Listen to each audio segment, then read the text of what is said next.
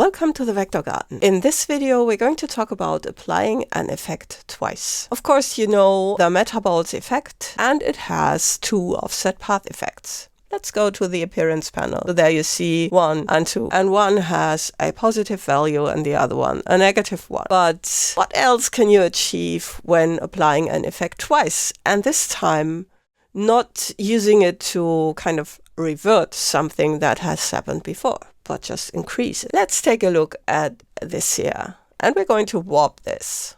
So let's go to Effect, Warp, and make a fish. And you see you can only turn this to 100% and then nothing more. So what's happened when we're going to this a second time? Then of course we get the warning, and this warning does not tell you that it's forbidden or anything. It's just a reminder that you already have one and maybe you just wanted to edit it. But I want to apply a second one, and then you see it's getting larger. So it looks like this increases the effect.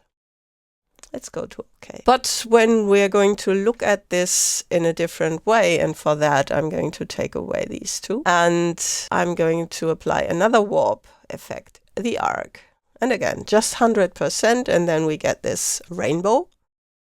And I'm going to OK, and then we're going to apply this a second time.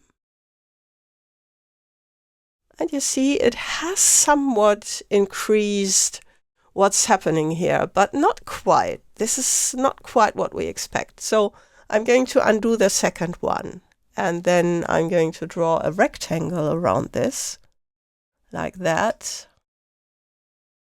And like this. Only need to take away this here because I had not turned on this. So let's do it. And let's swap fill and stroke and group this here. I just want to have this rectangle to make the result of applying the second warp visible. Let's go into the layers panel to make this visible. So in here it is, and there we have the first warp, and then we have this group, and we're going to apply the second one here, like this.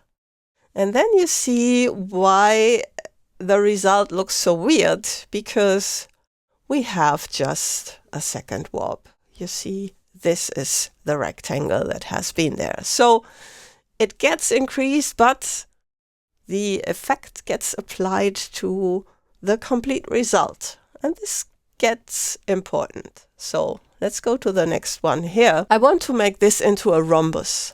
And for that, we could use transform.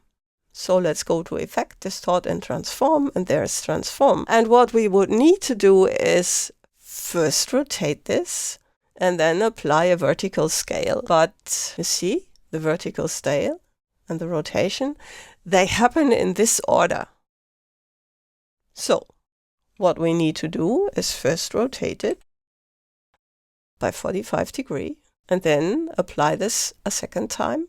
So let's go to Effect again, but this time not rotate it, and just apply that scaling like this. And then we have that rhombus. So we can use this to apply the transform effect in a certain order. Let's get to the next one. And for this, I'm going to apply Distort and Transform Roughen. And of course, we could make this really huge. So we do not need this a second time to increase it, because we could get a really rough path with it when just applying it once. But we can get some nice thing anyway. So let's set this to smooth, and then let's apply that again. So go to Roughen again, apply the new effect. And then what you see is we get this kind of sketchy look, because the second effect does not just increase the value, but it applies it to the already roughened path. So we get a second amount of roughen applied to what's already rough. And we can apply that again and get it even rougher, like this. I'm going into the first one and reduce the amount of detail. And you see, we're getting some nice effects there to get a whole different level of roughen on this path. So when experimenting with effects or thinking about how to achieve a certain appearance, just take it into account to apply an effect the second time.